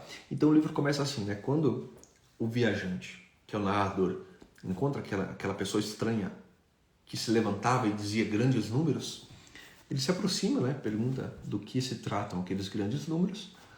O Beremiz então conta a sua história para ele. E aí ele fala, puxa vida, né? Você com essa habilidade de contar, porque o Beremiz conta para ele basicamente que ele consegue olhar para um enxame de abelhas e contar quantas são as abelhas, ou para um formigueiro e dizer quantas são as formigas. É basicamente isso. E aí o narrador fala, puxa, você com essas habilidades consegue um grande emprego em Bagdá? Vamos para lá, né? Ele está de férias, ele fala, bem, vamos para lá, o que eu tenho a perder? Ele vai para lá. E aí, enquanto eles viajam para lá, aí começam a aparecer situações onde os problemas eles são justificados. E o primeiro deles eles estão os dois montados no mesmo camelo e eles encontram 3 pessoas discutindo de uma forma calorosa, violenta. E eles chegam ali para apaziguar os ânimos, né, e perguntam o que está acontecendo. Né? Nós podemos ajudar de alguma forma? E aí aqueles 3 eles dizem que são irmãos e que o pai deles morreu e deixou uma herança de 35 camelos para eles. E que segundo o testamento do pai, aqueles camelos devem ser divididos na proporção de o filho mais velho, ele ficará com 1/2 dos camelos, né? Metade dos camelos. Mas qual é a metade de 35? E 35 é ímpar. O irmão do meio, ele ficará com 1/3 dos camelos. E o irmão menor, ele ficará com 1/9 dos camelos. Mas quanto é 1/3 de 35? Quanto é 1/9 de 35? E aí o Beremiz, o que ele vai fazer? Ele vai resolver o problema. Então, o que eu quero que vocês façam? Qual é a atitude de vocês nesse momento? Eu quero que vocês, quando o problema for apresentado, antes que o Beremiz apresente a solução, eu quero que vocês fechem o livro, tenham um papel ao lado, tá? Olha só. Aqui, ó, é um papel ao lado, um lápis, uma lapiseira, e eu quero que vocês tentem resolver o problema. Não precisa conseguir resolver o problema. Não é para tentar até resolver. Pode ser que você resolva, pode ser que você não resolva. Agora, eu quero que você se esforce para tentar suficientemente. Como eu posso resolver esse problema? Peraí, 35, 1/2. 1/2 de 35 é 17,5. Não posso dar 17,5. Como eu resolveria esse problema? Pense um pouco sobre ele. E depois de você pensar um pouco sobre ele, você vai abrir o livro novamente. E você vai ver qual a solução proposta pelo Beremiz. Eu quero que você faça isso para cada problema apresentado no livro. É assim que essa leitura deve ser dirigida, principalmente para jovens. Então, vejam, gente, tem um problema que surge mais adiante, tá? Que é o problema dos 4 quatros. O Beremiz está numa tenda, e essa tenda se chama os 4 quatros. E nessa tenda, todos os objetos ali à venda custam 4 dinares. E aí o Beremiz está lá vendo os objetos, né? E o narrador, né, que é o amigo dele, fala, olha, a gente não tem dinheiro para comprar essas coisas, né?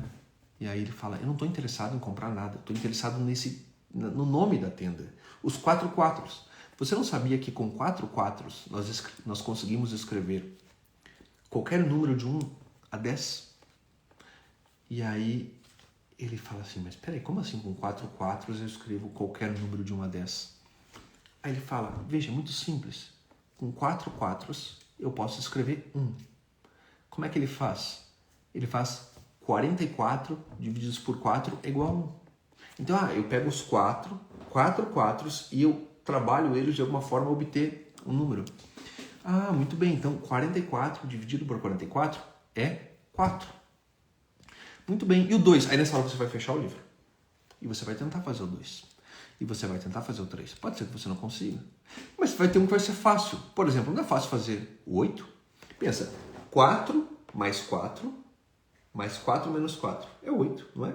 4 mais 4, 8. Mais 4 menos 4. Isso é 8, então peraí. Com 4 quatros eu escrevi o 8. Então será que eu não consigo escrever outros? Por exemplo, 4 vezes 4. Ou melhor, 4 mais 4 mais 4 divididos por 4. Isso é 12 divididos por 4. Isso é 3. Então peraí, opa. Então você vai tentar escrever, né? Você vai tentar resolver o problema antes de prosseguir com o livro. Então é por causa disso que esse livro é um livro diferenciado. Porque ele só funciona se você participar. Porque se você não participar, é um livro engraçado, um livro curioso, mas ele não vai deixar realmente essas marcas profundas que ele foi feito para deixar. Tá? E quais são essas marcas profundas? Essas marcas profundas são as marcas de um verdadeiro ensino de matemática. Você, por parar nesses problemas, por tentar resolvê-los, você vai ter a chance de reaprender, de revisitar esses conceitos. Mas, vejam, até quando tentar, né? Até quando eu tento antes de desistir? Porque, por exemplo, o problema dos 35 camelos, né? Como eu vou efetuar essa divisão? Eu quero, assim, o que é necessário que você apreenda esse problema, apreenda internamente. Que você aceite isso como um problema real. Peraí, isso é um problema real. Inclusive, vejam, gente, esse problema dos 35 camelos, né, como eu disse para vocês, ele seria dividido em 1/2 para o mais velho, 1/3 para o filho do meio e 1/9 para o mais novo. Olha que curioso. Quando a gente pega o livro do Algarismo, tá? Algarismo, vejam que algarismo lembra algarismo, né? Não lembra? Algarismo é o primeiro tratado de álgebra escrito por um árabe, isso ainda no século IX. E o Algarismo, gente, pasmem, ele explica no seu livro do século IX porquê do Bhaskara. Ele explica porquê do Bhaskara. Assim, parece que ele estava falando com a gente, né? Parece que assim, 1.200 anos antes tinha um cara falando, olha gente, daqui a 1.200 anos vai ter uns caras que não sabem para que serve o Bhaskara. Então assim, eu vou explicar, vou deixar a resposta já. A melhor resposta para que serve o Bhaskara está lá no Algarismo, né? 1.200 anos antes. Ele conta um caso justamente desse, né? Ele fala assim que é um costume árabe muito comum os pais, né, em seus testamentos, eles deixarem heranças distintas, né, proporcionalmente para seus filhos. E ele propõe um problema onde você vai precisar completar quadrados, né, basicamente fazer um Bhaskara, só que ele não faz Bhaskara, né, ele completa quadrados e ele resolve uma equação de segundo grau. Então, o problema que o Mahbhataran coloca aqui, ele é um problema que já estava no Algarismo, há 1.200 anos antes. De alguma forma, é um problema clássico, é um problema semelhante. Então, é um problema muito interessante, ok? Agora, veja, de que forma isso me ajuda, né? De que forma eu preciso realmente parar a leitura para fazer isso? Vejam, gente, a matemática ela tem uma função educativa muito grande, que é a seguinte: quer dizer para você que você não é tão inteligente assim, tá? Você não é tão bom quanto você pensa que você é, né? Então, basicamente, a matemática ela te ensina a lidar com problemas que você não sabe a resposta. Veja, a vida ela é cheia de problemas para os quais a gente não tem a resposta de forma pronta e imediata.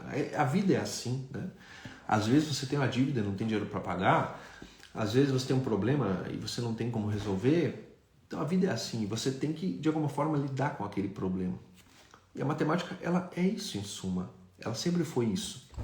É um problema que está ali, que Na verdade, ele é resolvível, por isso ela é simplificada, né? Por isso dizem que a matemática é uma preparação espiritual para a vida, porque de alguma forma existe uma saída para aquilo. Só que você não está vendo, você não sabe.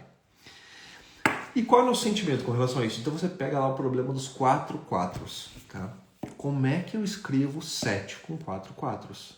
Como é que eu escrevo 4 com 4 quatros? Digamos que você fez todos, né? Você fez do 1, do 2, do 3, até o 10, mas você não fez do 4.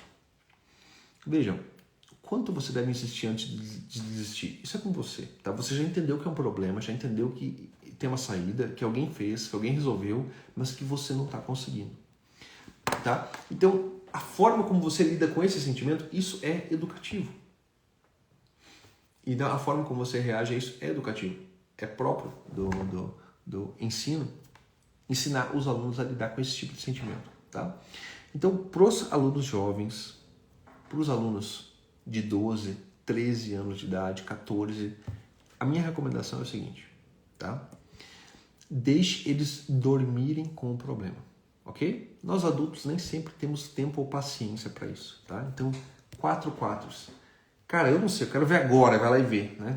Tudo bem, nós somos impacientes mesmo. Agora, quando a gente pega jovens, tá? É muito bom, é saudável que você deixe eles dormirem com problemas. Então, apresente um problema para ele, o problema dos 4 quadros. Feche o livro. E, se ele não conseguir resolver aquele problema na próxima meia hora, na próxima 1 hora, tudo bem, ele pode dormir pensando no problema. Antes de dormir, fala para ele fazer uma oração. Para ele fazer uma oração pedindo inteligência para resolver aquele problema. E no outro dia eu tenho certeza que ele conseguirá resolver, tá? Então, esse é o tipo de educação que a gente tem que dar para as crianças. De alguma forma, elas têm que aprender que existem problemas que têm solução, tá? Um problema simplificado, mas que elas, de alguma forma, não veem aquilo, o que parece inacessível para elas. E elas precisam lidar com essa impaciência, com esse sentimento de tem que ser agora, preciso para agora, essa coisa imediatista. A gente precisa vencer essa barreira imediatista e inculcar paciência nos nossos alunos e nos nossos filhos. Então, para os nossos alunos, para os nossos filhos, nós vamos fazer desse jeito, ok? Essa é a minha recomendação, é como eu faria com o meu filho, tá bom? Então, meu filho tem 8 anos de idade e eu ainda não vou trabalhar esse livro com ele, porque eu tenho outras ideias de livros antes desse, ok? Então, esse livro, eu, como disse para vocês, recomendo para crianças de 12 anos em diante. Mas uma criança de 10 anos, 11, com maturidade, ela pode muito bem tentar fazer esse livro. E a gente vê daí como ela se sai, ok? Então nós, né, veja, para nós adultos, a gente precisa ler esse livro, precisa terminar esse livro. Então, vamos ler, né? Eu quero que vocês pensem pelo menos um pouco nesses problemas. Pensem neles, meditem sobre eles e depois sigam a leitura, ok? Eu vou ler com vocês e o que eu vou fazer vai ser o seguinte. Eu vou registrar dessa vez todos os problemas, todos. Eu vou registrar todos. Então, eu vou começar lá com o do camelo, vou registrar. E assim por diante. Eu vou registrando todos os problemas e a gente vai poder conversar sobre qualquer um deles, né? A gente vai ter o nosso grupo e foi levantada uma discussão lá. A gente vai poder falar especificamente sobre ele, tá bom? Mas a partir de agora, então, gente, está dada a largada da nossa leitura, ok? E vocês estão todos convidados a ler o livro. Não sei se vai dar tempo hoje, mas a partir de amanhã nós vamos ler esse livro juntos, ok? Deixa eu desativar os comentários. Quer dizer, ativar, né? Porque já estava desativado.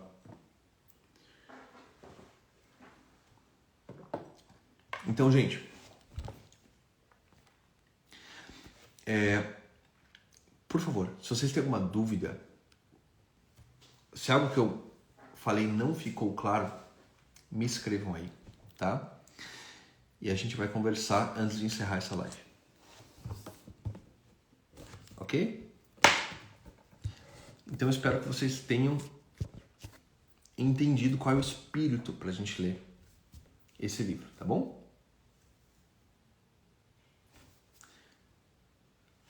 Que legal, gente. Então vamos começar, tá bom? Gente, o grupo já está criado, ok? Aí, eu já perdi o sono com o caso dos camelos. O grupo será no Telegram. Eu vou subir o link nos stories para vocês entrarem, ok? Então, gente, ó, já podem ler, tá? Leiam no seu ritmo, ok? Eu sei que tem gente que tem um ritmo maior de leitura, manda ver. Tem gente que está muito tempo sem ler, faz um esforço, cria o hábito, tá? Lê um pouco por dia, começa lendo 10, 15 minutos por dia e avança, ok? Próximo encontro, gente. Próximo encontro, eu vou criar o grupo no Telegram e a gente conversa sobre lá e marca um próximo encontro, ok? Olha só, socorro, quando aparecem os cálculos, como fazer com as crianças? Veja, se a criança não está compreendendo aquele cálculo, é porque ela não tem aquela base ainda para entender aquele problema. Então, talvez não seja a hora de entrar nesse problema, ok? Tem um cronograma assim, tá? Tessália, é o seguinte, gente. Veja, o prazo máximo para concluir essa leitura é a última sexta-feira de janeiro, tá? Alguém veja a data aí. Que dia é a última sexta-feira de janeiro? Vejam aí pra gente. Que eu tô aqui impossibilitado de ver.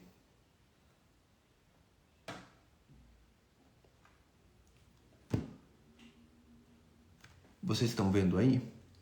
28.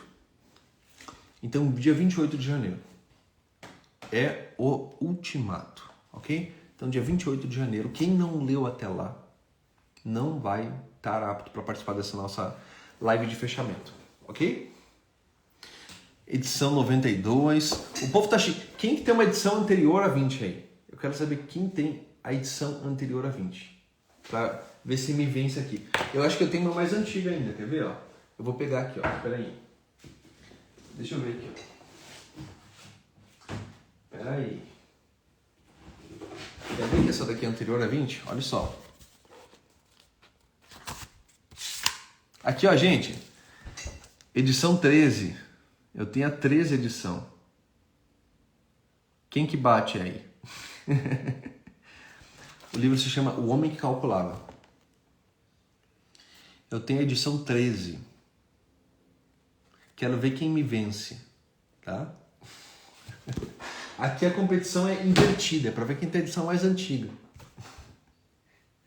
O Homem que Calculava. 22. Eu tô vencendo ainda, gente. 13.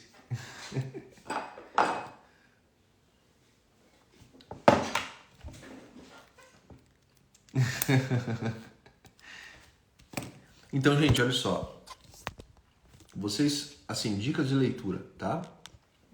Gente, ó, agora eu vou dar um testemunho pessoal aqui, aproveitando para que a gente tá nesse contexto aí que só tá os proibidos aí online. Vejam. Gente, eu vou falar uma coisa para vocês, tá? O meu ritmo de leitura, ele cai muito quando eu passo tempo no Instagram e eu vou ler. Entenderam? Então assim, ó, se eu tô no Instagram aqui, ó, Instagram, aí eu fecho o Instagram e vou ler, eu tô desconcentrado.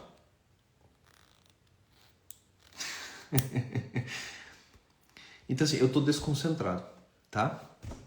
Então tem muita Sombra do Arco-Íris disponível, é um livro assim muito disponível. Então, vejam, gente, o que eu recomendo para vocês é o seguinte: tentem ler antes de vocês navegarem nas redes, sabe? Tenta separar um tempo. Faz assim, eu sei que vocês gostam de estar nas redes e tal, eu também gosto. Eu acho isso aqui divertido.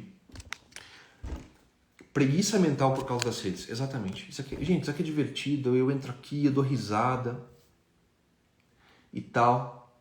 Sabe, a gente vê uns memes, fica rindo, a gente aprende. Tudo bem, né, gente? A gente vê umas besteiras também, né? Umas porcarias que o povo escreve aí. Fazer o quê, né? Mas a gente vê. E aí, a gente fica com raiva, às vezes o povo escreve umas besteiras. Mas tudo bem, né? Faz parte. Mas assim, depois que a gente entra aqui no Instagram e você vai ler, a coisa não rende muito. Então eu recomendo para vocês que vocês primeiro leiam e depois entrem nas redes. Tá? Então essa é a minha... Por exemplo, né? É por causa da minha esposa, gente. Eu até fiquei surpreso, porque a minha esposa ela disse que vai ler também, que ela vai participar do nosso grupo de leituras. Falei, olha só que coisa, né? Eu já li tanto livro por causa de você, agora você vai ler um livro de matemática por causa de mim. E aí, o que a minha esposa faz? A minha esposa, ela evita celular o dia inteiro. E aí, quando as crianças dormem, assim, 8h30, ela pega o celular e vai ver as coisas, vai ver mensagem e tal. Aí, se ela faz isso, 8h30, aí ela vai ler 9h30, ela tá quebrada, entendeu? Não rende a leitura. Mas se ela faz o contrário, dá certo, entendeu? Então assim, 8h30 as crianças dormiram, aí você lê, aí 9h, 9h30 você vai ver a rede social. Aí dá certo, entendeu? Então eu pelo menos faço isso, tá? Então a minha rotina basicamente é de manhã faço minhas coisas e tal, e quando eu venho pro escritório, primeiro eu leio, né? Vejo aqui as coisas escritas e depois eu abro as redes sociais daí. Tá bom? Então essa é a minha sugestão para vocês. E gente, ó, esse livro é obrigatório você ter papel e lápis ao lado, tá bom? Para você pelo menos aprender, para você internalizar aquele problema, para você pelo menos pensar um pouco sobre ele. Tá bom? Mas assim, gente, ó, é um clássico da literatura, é engraçado, é divertido, vale muito a pena ler, ok? Gente, vocês têm alguma pergunta aí? Por favor, me escrevam.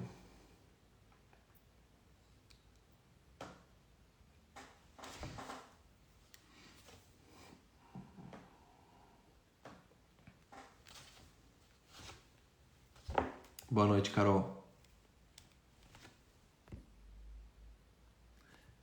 E aí, povo, cadê vocês? Pararam de me escrever? Oi, Marta. Pode ser em PDF sim. Tem um povo com PDF aí na mão. Um abraço para Guarabira, na Paraíba.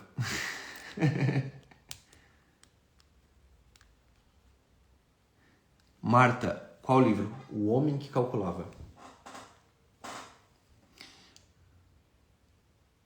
Juliana, eu vou sim, tá? Isso vai acontecer.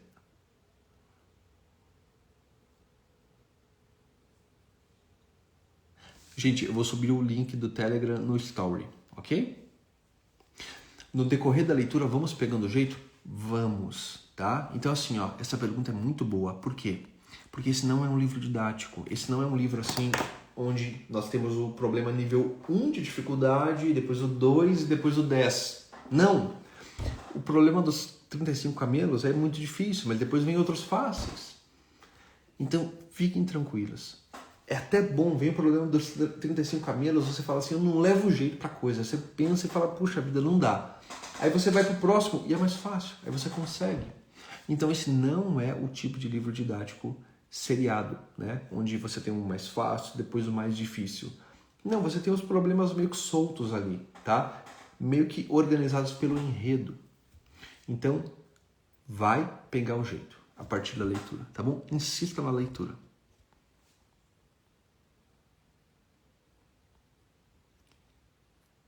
Iremos discutir o primeiro capítulo? Não, o primeiro capítulo eu já até discuti aqui. Esse daqui já foi matado. Vamos discutir os próximos. Ah, olha só, Inês. Problema dos 4 quatros. Faltando 4, 5 e o 6. Como que eu vou dormir? Inês, esse é o espírito. Tá? Esse é o espírito. Inês, o 4, assim, ó, como você obteve com os 4 quatros, os números, eu acho que o 4 é o mais difícil, tá? É a minha opinião, né?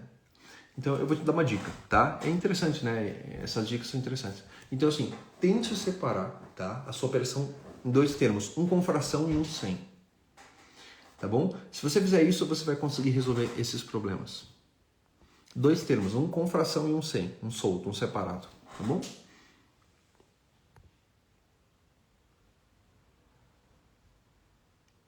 Ainda bem que tem as respostas. Não, claro, tem que ter as respostas. Inclusive, Adri, as respostas elas são dadas pelo próprio Benemis, né? O que a gente está fazendo aqui é a gente está criando um estágio na leitura, né? O livro ele está corrido.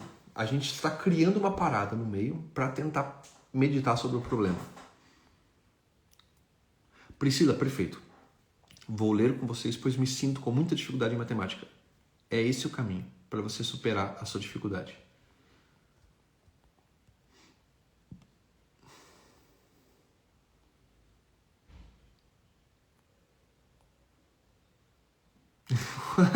Orando e já pedindo ajuda a Deus. Então, falou para Inês usar raiz quadrada. Veja que quando você usa raiz quadrada, tá?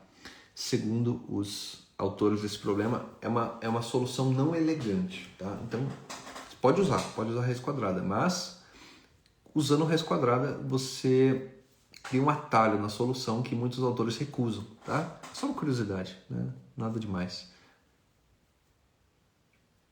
O problema dos 35 camelos é um clássico, exatamente. Então assim, gente, olha, vou fazer um comentário final aqui para vocês, tá?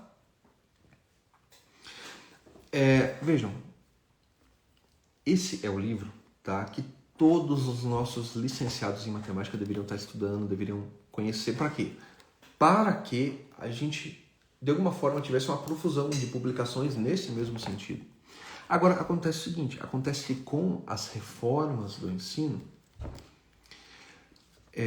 raiz quadrada índice 2. É por causa disso que alguns autores não aceitam. Então, acontece que com algumas reformas do ensino, o que acontece? Internacionalmente, tá? Nós temos uma professora referência no mundo que é Jo Boaler, tá? Então, o que acontece? Essa Jo Boaler, ela é vendida como a solução dos problemas de ensino para os países. Então, os nossos universitários hoje, eles estão aprendendo sobre a Jo Boaler, mas eles não estão aprendendo sobre o Malvata Han, sobre o Amoroso Costa, sobre Cecil Thierry, sobre Irene de Albuquerque, sobre Raja Kabaglia. Eles estão assim sendo separados. Salve, Davi! Eles estão sendo separados da nossa tradição. Vejam, o que eles estão fazendo eles estão criando, tá? Uma nova forma de ensino de matemática separada de tudo que existiu antes. E nesse processo eles estão assim descartando essa obra. Então essa obra está sendo descartada. O que a gente está fazendo aqui? A gente está tentando de alguma forma resgatar uma tradição.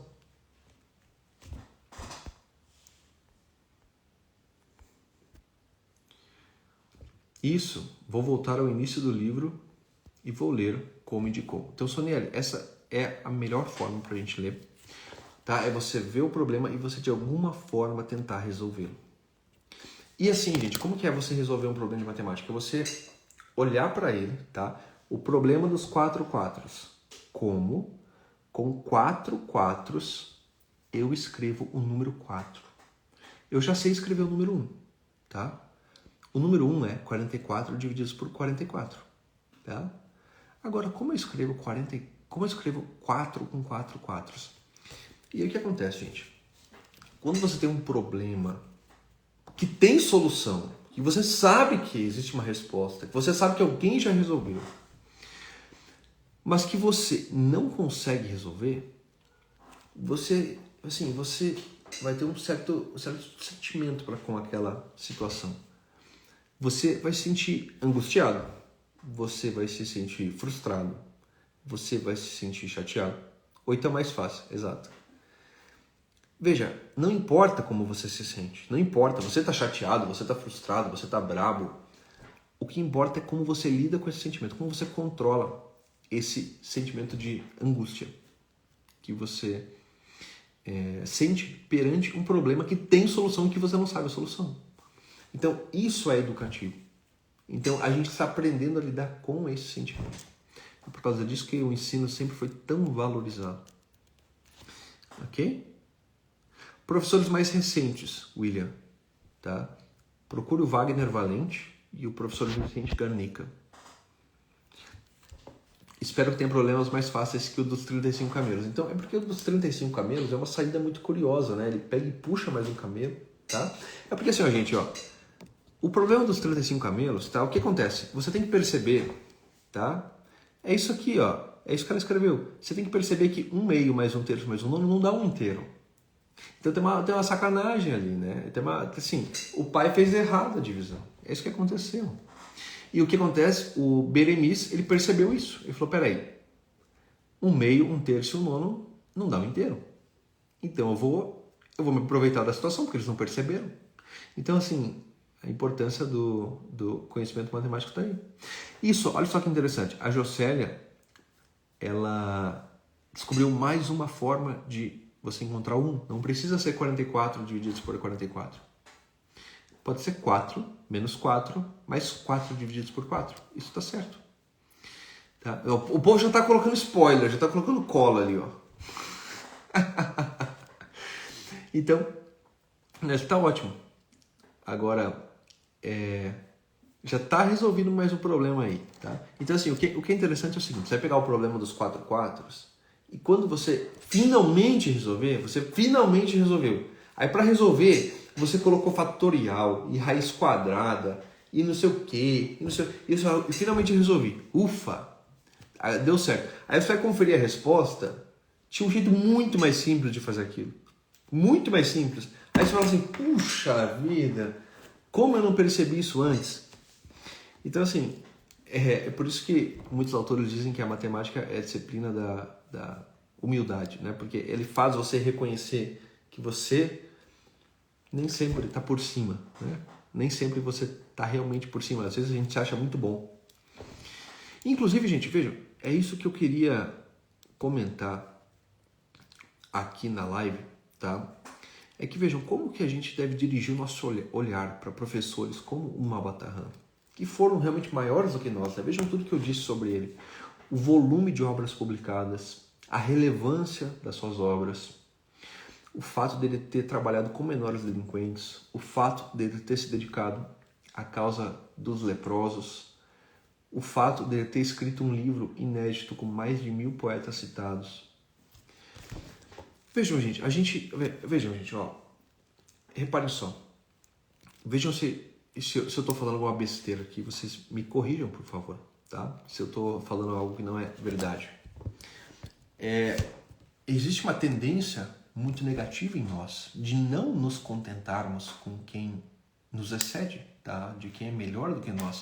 Então, sei lá, fulano passou em concurso público, a gente fala, puxa vida, né? Agora ele vai ganhar um dinheirão, não sei o quê, vai ter férias e eu tô aqui ferrado.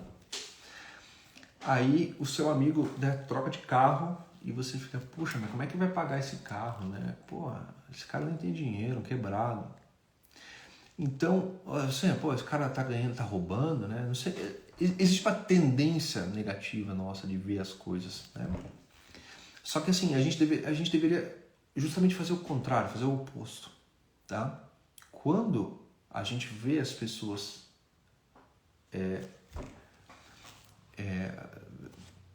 se sucederem bem, né? Quando às vezes as pessoas ascenderem, né? A pessoa, poxa, passou num concurso público, olha que coisa boa, né? Boa para a família, boa para ele. A pessoa comprou uma casa melhor, né? A pessoa melhorou de vida e tal. A pessoa, sei lá, publicou um livro, a pessoa fez um curso, vendeu, a pessoa abriu uma loja, vendeu. A gente realmente tem que ficar feliz por ela, né? Porque a pessoa está ascendendo. Então a gente tem que cultivar esses sentimentos em nós. Então quando a gente vê, por exemplo, professores como Mabatahan, né? E outros que são muito maiores do que nós, a primeira coisa é a gente cultivar, é a gente trabalhar esse sentimento de admiração por essas pessoas, tá? Porque para você também chegar lá, para você também, de alguma forma, ascender na vida, o primeiro passo é você admirar quem ascende, admirar quem foi pioneiro nisso, né, antes de você. Então hoje a gente vive tempos de muita facilidade, né? Tudo é fácil, né? Você tem todas as informações acessíveis, se você quer o livro, tem um PDF na internet. Você hoje quer uma informação sobre o livro, você aperta Ctrl F, né? Por exemplo, você pega a Bíblia Online, né? Bíblia Online, aí você aperta lá Ctrl F, aí você coloca lá a palavra fé, aí aparece lá 1000 fés na Bíblia, aí você escreve assim, a Bíblia cita 1000 vezes a palavra fé. Aí você fica se achando o máximo, bacana, né? Só que assim, você vai ver lá na Idade Média, lá na 1000 anos atrás, o povo estava falando que a Bíblia citava tantas vezes a palavra tal. Como é que eles faziam isso? Não tinha Ctrl F. Então assim, eles realmente faziam coisas impressionantes. E a gente tem que aprender a cultivar esses sentimentos. A gente tem que aprender a olhar para quem nos excede, para quem foi maior do que nós, com esse sentimento de admiração. Então, vejam, gente, o primeiro passo para a gente nos educarmos, para a gente adquirir cultura, é a gente adquirir esse sentimento de respeito e admiração para quem foi maior do que nós, para que a gente de alguma forma os alcance um dia, ou, né, de alguma forma nos aproximemos dele. É aquele poema do Camões. Camões tinha um poema muito famoso, escrito que transforma-se o amador na coisa amada, pela virtude de tanto imaginar. Então, de tanto você imaginar, né, algo que você ama, você vai se transformar naquela coisa amada. Então, o que você ama? Quer dizer, nós precisamos cultivar esses sentimentos nobres, esses sentimentos de amor, esses sentimentos de mesmo de humildade, de reconhecimento.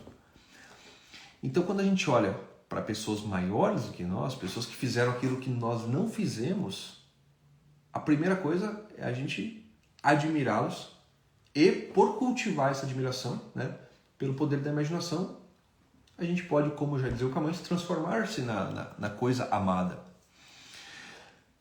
Então, agora, e é por causa disso que eu gosto tanto de ler as biografias das pessoas, porque por ler as biografias, a gente tem chance de conhecer essas vidas que a princípio eram inacessíveis a nós. E por conhecê-las, nós podemos admirá-las. Tá? Então, claro, toda a vida, gente, ela é cheia de situações difíceis, paradoxos, altos e baixos, mas no fechamento da vida, quando a gente olha para uma pessoa e a gente constata que ela fez tanto, apenas por reconhecer isso e por admirar isso nela, é que a gente também pode um dia fazer pouco, fazer um pouquinho. A gente não sabe se a gente vai fazer tanto, porque a gente nem sabe quanto a gente vai viver. Mas, por admirar aquilo que é bom, aquilo que é belo, aquilo que é verdadeiro, a gente necessariamente se aproxima dessas coisas. Então, vejam, gente, olha, eu, por exemplo, né, quando eu olho para essa obra aqui, eu penso assim, puxa, eu gostaria de ter escrito essa obra, né? Então, é um livro que eu, puxa vida, se eu tivesse escrito, eu iria me orgulhar muito dessa obra. E veja, isso é justamente o sentimento que a gente tem que ter com relação a essas obras, né? Puxa vida, ele escreveu essa obra com 43 anos. E eu, será que até os 43 eu vou ter conseguido escrever algo assim? Né? Eu espero que sim, mas a gente não sabe. Eu não sei se eu vou viver 43 anos, né? Mas eu espero que sim. Tá? Então, uma meta que eu tenho para minha vida é, até os 43 anos, escrever um livro de literatura matemática. Para quê? Para superar o professor? Não, de forma alguma. Eu duvido que o meu livro vai superar o dele. Mas, inspirado, né, pelo trabalho dele, eu espero, de alguma forma, fazer algo que seja relevante. Comece a escrever agora, exatamente.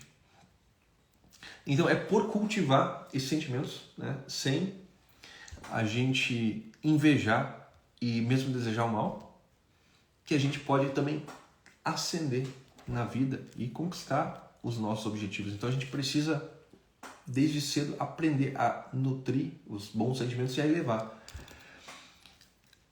E então, gente, é basicamente isso. Nós vamos ler essa grande obra juntos, então, com respeito à vida do autor. E vamos ler todos juntos. Olha que legal. E assim, é legal, né? Porque aqui tem assim, as pessoas mais variadas, né? Tem assim, gente que é formada, gente que não é formada, gente que é mãe, gente que é matemático, gente que é criança, gente que é adulto. Então isso é muito legal. Escrevam aí pra mim, né? Você assim é mãe, você é pedagoga, você é professor universitário, você é matemático, você é leigo, você é pai, você é... sei lá. Escreve aí. Vamos ver o que vocês são e aí a gente encerra a live. Só pra gente ver quem que tá aí na live. Tem mãe. Tem mais mãe. Tem mãe médica. Mãe psicopedagoga. A Maxi. Tem mãe. As mães já dominaram aqui. Todo mundo é mãe. Tem fisioterapeuta. Estudante. Mais mãe. Mãe estudante de matemática. Legal. Tem pai também. Os pais estão representando aí. Tem professora. Mãe pedagoga. Tem pedagoga. Professor do Fundamental 2 e ensino médio. Mãe. Gente, as mães vão dominar o Brasil, gente. Não tem jeito. Os filhos dessas mães assim vão ocupar todas as cátedras. Não vai ter jeito, não. Professora de Fundamental. Mãe. Sou também avó, olha que legal. Mãe empresária. Pai petroleiro. Mãe pedagoga, psicopedagoga. Pai matemático. Mãe educadora. Mãe pedagoga. Psicóloga. Ainda. Professora aposentada. Legal. Pai redator. Que legal, gente. Muito legal. Mãe arquiteta. Então, gente, eu fico muito feliz de vocês terem deixado os depoimentos aqui. Tem professora de matemática. Então, a partir de agora, ok? Comecem as suas leituras e a gente vai conversar tanto por stories, tia conta. A gente vai conversar tanto por stories quanto pelo nosso grupo sobre a nossa leitura, ok? Matemática, avó, empresária, futura professora de matemática aposentada. Muito bom. Mãe fiscal tributária de município. Que legal. Valendo. Gente, tamo junto, tá? Então agora a gente começa a nossa leitura. A primeira leitura proibida vem mais aí, tá bom? Um abraço, gente. Boa noite para todo mundo. Tchau, tchau.